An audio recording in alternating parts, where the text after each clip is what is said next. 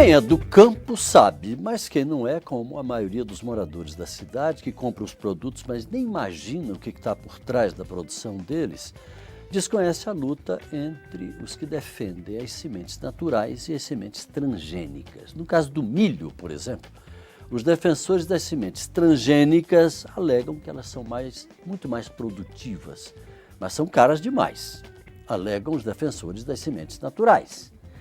E as grandes empresas que produzem as transgênicas, como a Monsanto, por exemplo, dominam o mercado. Mas a polêmica vai muito mais além. Para muitos estudiosos, os transgênicos ainda carecem de pesquisas e estudos sobre o seu impacto na saúde humana. O assunto merece mais debate. Por isso mesmo, o Brasil em Debate recebe os deputados Luiz Carlos Reis, do PP do Rio Grande do Sul, e o deputado Padre João, do PT de Minas. Eu queria agradecer, antes de mais nada, a gentileza de ter aceito o convite para participar do nosso debate. Queria começar por uma questão que deve atormentar a vida de todos os agricultores, os produtores rurais brasileiros. Efetivamente, a semente, de maneira geral, deputado Reis, para começar, é mais cara do que em outros países? Nós temos aí o caso específico do milho, que nós estamos conversando aqui, pode ser para a soja também. Nós temos o preço muito alto. Eu vou concordar com o Padre João. A gente tem debatido esse assunto, inclusive nesse instante, nós estamos discutindo uma lei, tem uma comissão especial que trata de uma lei, né, que a gente possa estimular a pesquisa brasileira, produtores brasileiros, empresas brasileiras. Eu não sei se tem hoje, talvez 10% da semente que nós usamos. O Brasil tem em torno de 15 milhões de hectares de milho, né? E desses 15 milhões, talvez 10% sejam sementes nacionais. Não vou nem falar transgênico ou não transgênico, de empresas brasileiras. Tem uma no Rio Grande do Sul, tem uma em Minas Gerais, tem outra em São Paulo. Então tem meia dúzia de empresas que produzem, quem sabe 10%, talvez nem 10% da semente. E já está concentrada, né, hoje nas mãos da DuPont, que eu acho que é a maior produtora de semente de milho hoje do Brasil. Entra sim a Monsanto, entra a Syngenta, entra a Dow, enfim, são algumas empresas que praticamente compraram as empresas brasileiras. Nós tínhamos a Agroceres, que era uma grande empresa produtora de semente lá atrás. Hoje usa a marca Agroceres, mas não é mais de um brasileiro, entendeu? Já é uma multinacional, usa apenas ainda a marca que nós usávamos lá atrás. A Agroceres, eu me lembro bem dela, ela foi vendida? Foi vendida. Hoje é um grupo, hoje está na mão da Pioneer, era a Pioneer também tinha, né, mas hoje é a DuPont, né, que primeiro a Pioneer parece que comprou, hoje a DuPont comprou essa outra também. Então, e não é Brasil, isso é no mundo inteiro, é assim. E o que nós vimos, o custo realmente é muito alto. Para que vocês, os telespectadores tenham noção, hoje é 500, 600 reais um saco de semente de milho, certo? E você vende, praticamente tem que produzir 20, 30 sacos de milho para comprar um saco de semente. Pois é, como eu disse na abertura, o consumidor, sobretudo quem mora nas cidades, e a maioria da população brasileira hoje reside nas cidades, não sabe, não tem noção do impacto, da dimensão desse problema, né, Padre? Tem nem ideia. Infelizmente não, porque em muitas lutas, acho que tem que unir o campo e a cidade, a solidariedade e o apoio da cidade para a gente conseguir fazer as transformações necessárias. Então, primeiro, um prazer estar aqui com você, Paulo, e com o Luiz Carlos Reis, e que temos acordo, que bom nesse ponto, porque é uma vergonha, não é para o Brasil, Paulo, é uma vergonha para os países do mundo inteiro de ter permitido a gente chegar na situação que estamos. Na verdade, são as 6 empresas que dominam o mercado de semente. As 6 empresas que dominam o mercado de semente no Brasil são as mesmas que dominam o mercado na Alemanha, nos Estados Unidos, no mundo. Nós estamos falando em escala planetária. Planetária. Sim, no mundo. E o que elas fizeram? Isso que o Luiz Carlos Reis destacou aqui. Elas foram comprando as empresas nacionais de todos os países. Concentraram tudo isso. Então, as mesmas empresas que, a maioria, algumas em comum, né, dominavam o mercado do agrotóxico. Tem um estudo importante da própria Anvisa que encomendou, foi a Universidade Federal do Paraná. Ela mostra a movimentação econômica dessas empresas nos últimos 10 anos. Foi justamente isso, elas paralisaram um pouco na questão da produção do agrotóxico, de licença e tudo, e foram adquirindo as empresas de sementes. Por isso que, então, há um certo monopólio. Aí elevaram tanto o preço né? Para quem está lá nos acompanhando, tem tipo de sementes, para entender o custo da semente e o resultado, tipo assim, a pessoa que compra um saquinho de sementes, às vezes de milho, ele tem que vender depois na colheita 10 a 20, conforme for a semente, ele tem que vender umas 20 sacas de 60 quilos para pagar Um saco de 20. um saquinho de 20 quilos. Entendeu? Caramba, o preço é tão alto assim? Chega a esse Sim, é ponto? para ver. Acho que esse símbolo mostra o gigantesco. Né? Essa comparação E é interessante. Agora é importante a gente ter mais políticas. Nós temos uma empresa que é respeitada no mundo, de certa forma, como a Embrapa. Que é a Embrapa. A Embrapa é uma referência. Então, como ter mais recurso para que essas empresas, a empresa pública, como em alguns estados a gente tem empresas importantes, em Minas, no caso da Ipamig, tem pesquisa, avança para o feijão, melhoria do gado, em todas as áreas do peixe. Então, tem pesquisa públicas e, às vezes, isso não fortalece as empresas nacionais. Pois é, mas eu queria indagar do deputado Reis se não seria o caso de concentrar esforços justamente no fortalecimento da pesquisa brasileira, a fim de poder enfrentar esses gigantes, essas multinacionais, com um pouco de competência nessa área. Né? Paulo, o que nós temos hoje é o seguinte, você vê, a Embrapa é um símbolo, não do Brasil, do mundo. E várias empresas, hoje, empresas estaduais, como é o caso da Epamig, Epagre, Santa Catarina, nós temos no Rio Grande do Sul também, São Paulo, as próprias universidades que fazem pesquisa, mas tudo isso está desarrumado. Nós temos que organizar e centrar. E os valores que são aplicados em pesquisa pelas empresas estaduais, pelas universidades ou pela própria Embrapa, é insignificante perto da demanda que nós temos. Então, o que falta hoje é esse investimento em pesquisa e organizar, né? Organizar esse grupo de pesquisadores de universidades, né, de empresas estaduais e da própria empresa nacional de pesquisa, que é a Embrapa, numa coordenação só. Isso é o que está faltando, a gente organizar, e já estamos trabalhando nessa direção. A ministra Cátia Abreu, nós já conversamos com ela, estamos já trabalhando nessa linha. Imagina, hoje nós temos milhares de estudantes, professores nas universidades e milhares de técnicos. O número de técnicos que nós temos nas empresas privadas, nas empresas estaduais, é o mesmo número de técnicos que nós temos da Embrapa. Então, se nós juntarmos esse capital de conhecimento, mais as universidades, mais os estudantes que estudam nas nossas escolas de agronomia, de engenharia florestal, de zootecnia, de veterinária, em todas as nossas áreas, nós temos um grande capital. E nós temos expertise, nós temos know-how suficiente para enfrentar esse desafio? Tem. É isso que é importante, porque às vezes é muito fácil para o telespectador também enxergar o valor agregado num produto beneficiado. Porque isso aqui foi transformado, foi industrializado e tudo.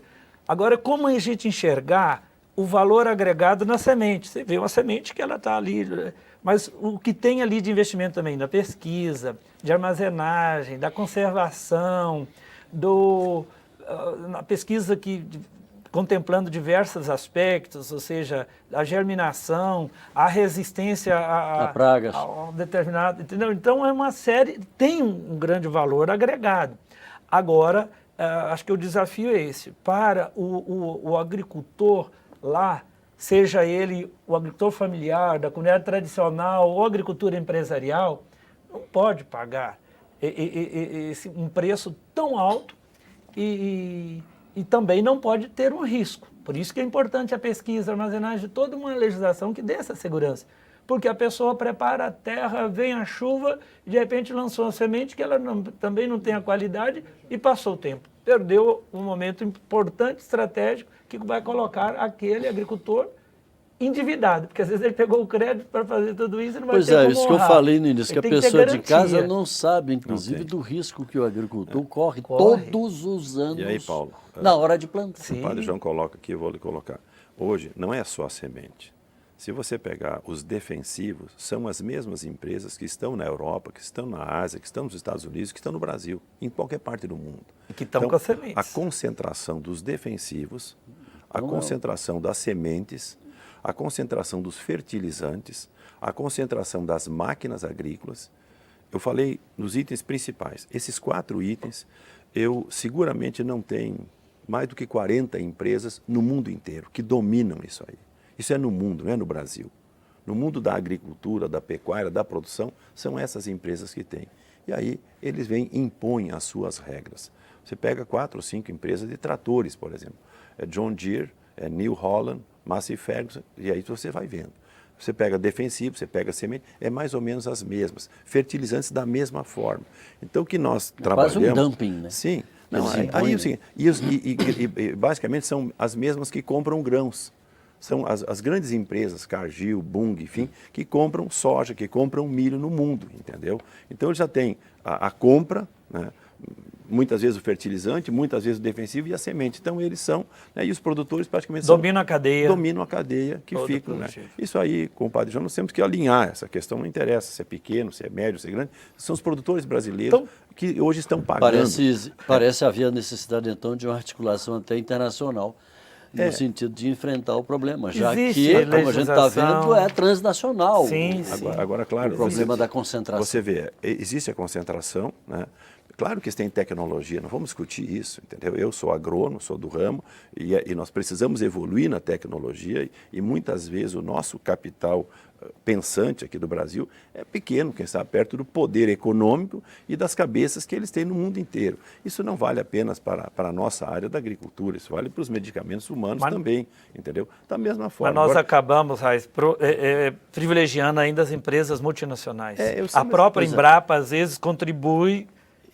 tem espaço da BASF. Nos acordos que fazem. Alguns acordos. Então, empoderar o agricultor também, o que eu defendo muito, é como empoderar o agricultor também para ele produzir suas próprias sementes. Bom, nós vamos ao intervalo no debate de hoje sobre essa questão do preço e tal, e também sobre a questão das vantagens e desvantagens das sementes transgênicas. Nós vamos entrar agora no próximo bloco. Será que elas são seguras? Ou será que a gente tem como escapar dos transgênicos, até por uma questão também aí de preço, etc.? É o assunto do próximo bloco. Nós voltamos já.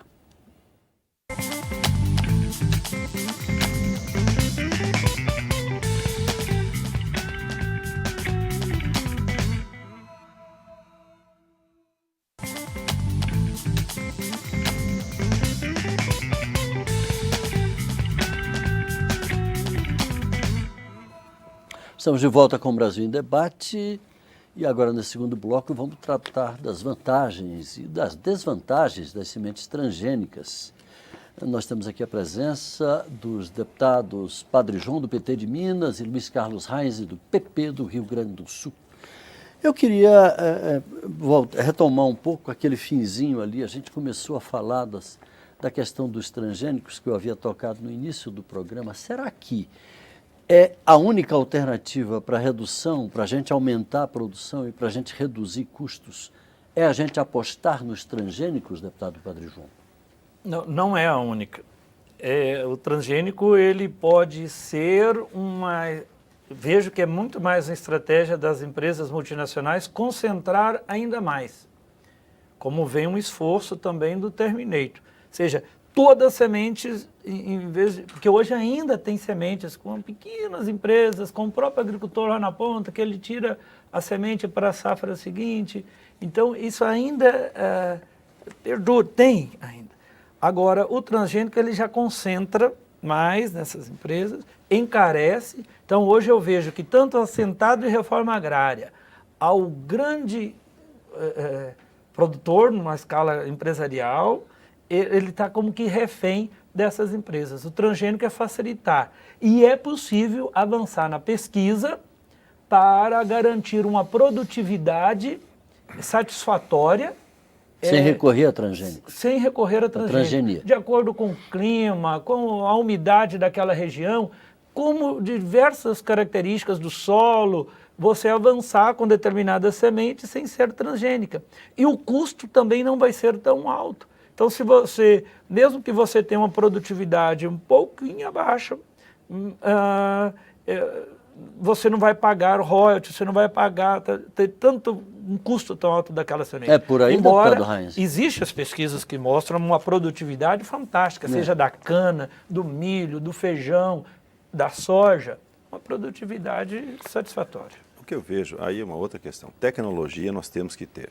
Seja a multinacional que esteja produzindo, seja a Embrapa, seja qualquer um órgão de pesquisa. Nós temos, por exemplo, uma Universidade Federal do Rio Grande do Sul que tem um laboratório para a fabricação de genes. Agora, eles não têm dinheiro, réis, poucos recursos, poucos centavos que eu aplicaria ali para produzir sementes, o que quisesse da engenharia genética. Então, assim como a Universidade do Rio Grande do Sul, outras universidades também têm esses mesmos equipamentos. O que falta é investir na pesquisa. Nós já falamos antes. Então, eu sou a favor da biotecnologia, né, como agrônomo que sou, que nós precisamos disso. Para você ter uma ideia, hoje o Brasil está produzindo em torno de 6 mil quilos de milho por hectare. 6 mil quilos. Bem pouco tempo atrás, produzia 1.500 quilos por hectare. E boa parte disso se deve aos fertilizantes, se deve aos defensivos, mas também se deve à engenharia genética, à biotecnologia.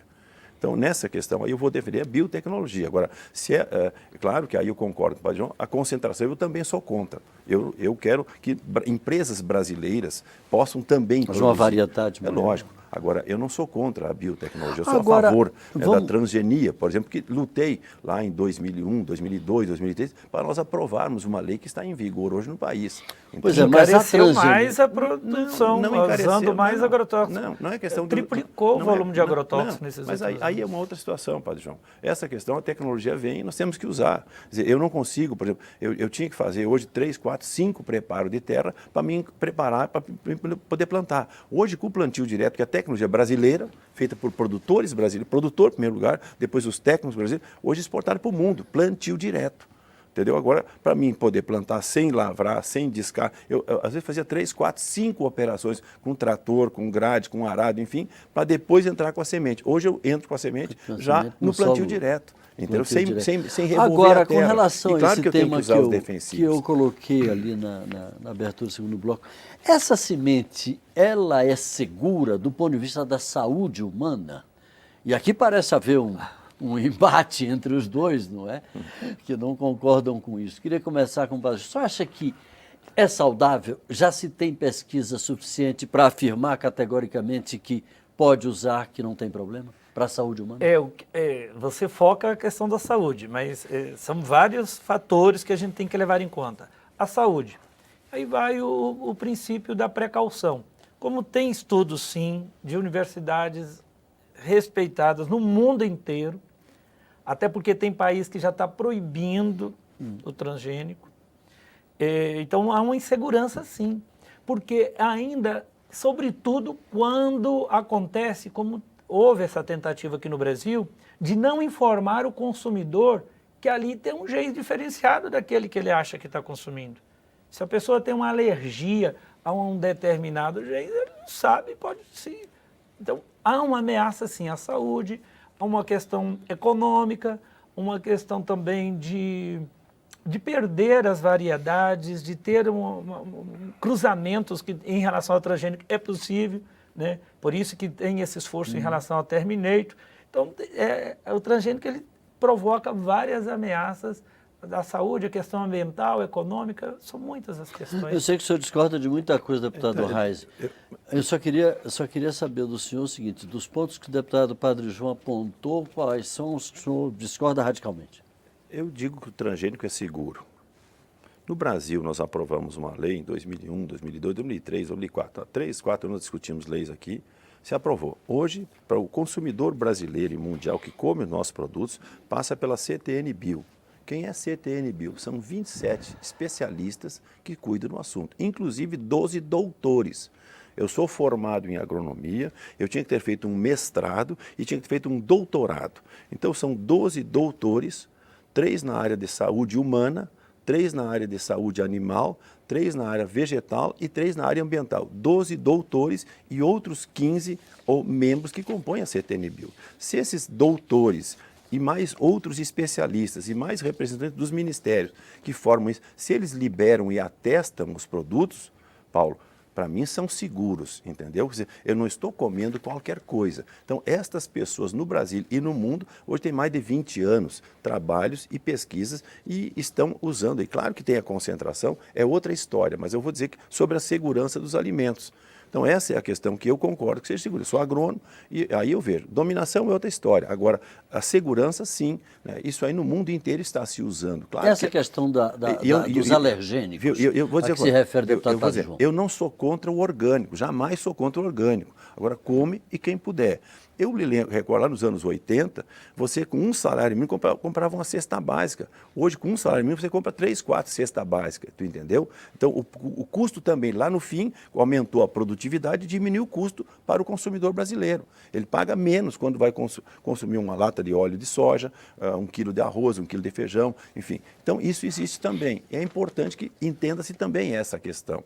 Então, não é ser contra por ser contra. Eu, se puder só comer orgânico, sim. Agora, eu não tenho como plantar 30 milhões de hectares de soja no Brasil, 15 milhões de hectares de milho no Brasil, capinando de enxada. Eu preciso do herbicida para poder combater isso, entendeu? Além de usar a biotecnologia. Uma outra questão de segurança. Para vocês verem, hoje, por exemplo, já estão estudando em alguns países para colocar vitamina no arroz. Quer dizer, então você vai comer um arroz com certa vitamina que ele vai combater certas doenças que as pessoas têm. Já estão trabalhando isso em alguns países, colocando vitamina. Já estão fazendo aqui, por exemplo, né, o combate à AIDS com transgênicos. Okay? Então já tem substâncias transgênicas. É uma série de tecnologias que vem e vem para melhor. Agora, por outro lado, entendeu? deputado Padre João, a gente sabe que existem os críticos desse tipo de tecnologia por eventuais riscos que ainda não foram detectados pelas pesquisas, nem sequer pelos doutores a que se refere o deputado Reis. Como é que ficam aí? É possível chegar a um consenso em torno disso? Acho que tem que avançar mais na pesquisa, nos estudos, seja em animais, no próprio ser humano. Tem comprovações em relação a um transtorno das abelhas, que são importantes também para a agricultura, na região do transgênico. Então, não é só, além da questão da saúde, como disse, são várias questões, mas só da saúde, pelo princípio da precaução, já era importante de pôr o pé no freio. Né? Não se trata de uma questão ideológica. A engenharia genética veio para ajudar. Né? Para ajudar, mas tem que ter essa garantia de que, de fato, vai ajudar em todo sentido. Agora, eu não posso, numa tese de ajudar, mas colocar também a própria vida em risco, no caso de uma alergia que pode ser fatal. Paulo, só para a gente encerrar, nós já estamos no finzinho. Eu queria só... eu vou lhe dar a palavra já, deputado Reis. Eu queria só saber do seguinte, nesse momento nós estamos no Congresso Nacional, Câmara dos Deputados, que esforço está sendo feito para a gente conseguir unir essas duas posições e se chegar a um consenso? Deixa eu só rebater uma outra coisinha antes. Pão, quando da Bíblia já falava que comia o pão. Você sabe que trigo hoje, até hoje tem pesquisadores que não conhecem todos os genes do trigo, ok? Então não é questão de alergênico, não é por causa de um gene ou de outro gene. Trigo. Desde que Jesus Cristo veio à Terra, se fala em trigo. Milagre dos pães, multiplicação, ok. Então, só para você entender. Então, tem coisas que a própria pesquisa, que a ciência não diz hoje o que você está comendo, entendeu? Então, o que eu vejo? Eu vejo que são produtos seguros e eu como agrônomo que sou, eu acredito que nós temos que evoluir. Mas há um caminho para a gente conseguir chegar a esse consenso a que me referi, deputado Reis? Aí é questão de pesquisa. Tem coisas que nós alinhamos com o João, sem problema nenhum. E nós temos que trabalhar junto na pesquisa, fortalecimento da pesquisa brasileira, né? Não apenas da Embrapa. A Embrapa é uma empresa, entendeu? Eu concordo. Os particulares também. O que nós temos que avançar, Paulo, é na questão da segurança alimentar, a soberania alimentar, soberania, sobretudo, que aí a gente vai trabalhar todos esses aspectos, não só a questão econômica. Até porque, mesmo para a agricultura empresarial, por uma questão de mercado, já existem restrições em alguns países. Ou seja, vai fechar a porta do mercado. Então, eu acho que essa convergência ela é possível. Agora, a lógica ela não pode ser meramente econômica. É isso que acho que tem acordo e acho que, nesse sentido, a influência do poder econômico, tanto no executivo e às vezes até na pesquisa e no legislativo, ela é muito grande. Então não pode prevalecer essa lógica, sobretudo dessas grandes empresas. Felizmente nosso tempo se esgotou, a gente debateria muito mais. Queria agradecer ao deputado Luiz Carlos Reis, que é o deputado Padre João, pela participação aqui com a gente. E eu gostaria também de deixar aberta a possibilidade a você, se quiser rever esse programa, ou compartilhar este programa, outros programas da nossa grade, é só você acessar a nossa página, câmara.leg.br/Brasil em Debate, tudo junto. Obrigado e até a próxima.